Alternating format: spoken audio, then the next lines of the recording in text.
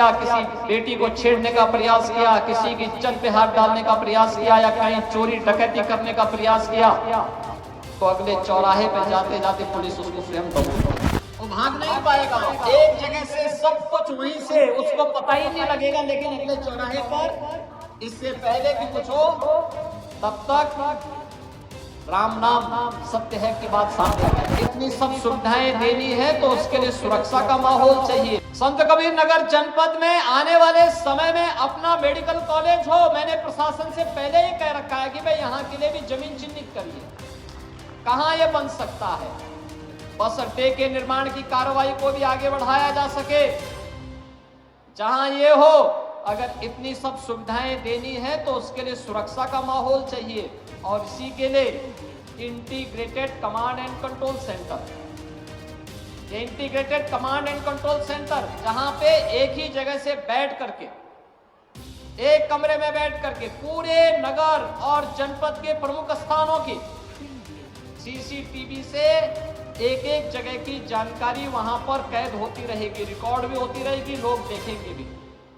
और अगर किसी ने बदमाशी करने का प्रयास किया, किसी बेटी को छेड़ने का प्रयास किया, किसी की इज्जत पे हाथ डालने का प्रयास किया या कहीं चोरी डकैती करने का प्रयास किया, तो अगले चौराहे पे जाते जाते पुलिस उसको स्वयं दबोचती, भाग नहीं पाएगा,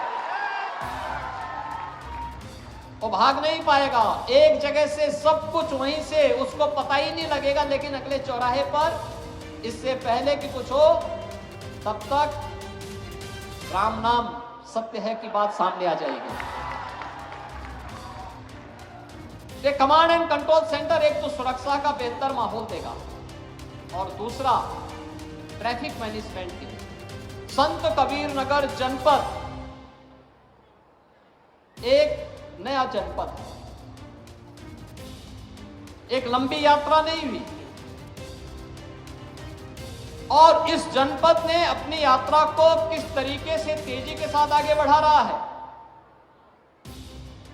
पिछले 5 वर्ष के अंदर आपने देखा होगा, प्रधानमंत्री मोदी जी का भी कार्यक्रम यहां लगा था, राष्ट्रपति जी का भी कार्यक्रम यहां लगा था, कबीर एकेडमी का भी निर्माण हम लोगों ने यहां पर किया है।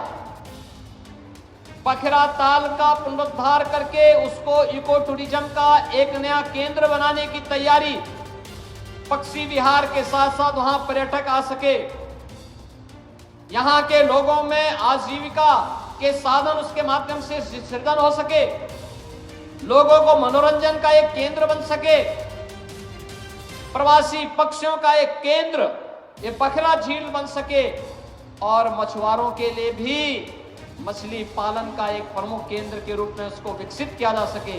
इस दृष्टि से पखरा झील के पुनरुद्धार की एक बड़ी कार्य योजना हम लोग तैयार कर रहे हैं। लेकिन साथ साथ यहाँ पे तामेश्वर धाम मंदिर के लिए भी पुनरुद्धार और पर्यटन विकास के कार्यक्रम को हम आगे बढ़ाने जा रहे हैं। हमसे जुड़े रहने के लिए हमारे YouTube चैनल को सब्सक्राइब करें और नई वीडियो की नोटिफिकेशन के लिए बेल आइकन को दबाएं। अगर आप ये वीडियो Facebook पर देख रहे हैं तो लाइक जरूर करें और ज्यादा से ज्यादा शेयर करें। धन्यवाद।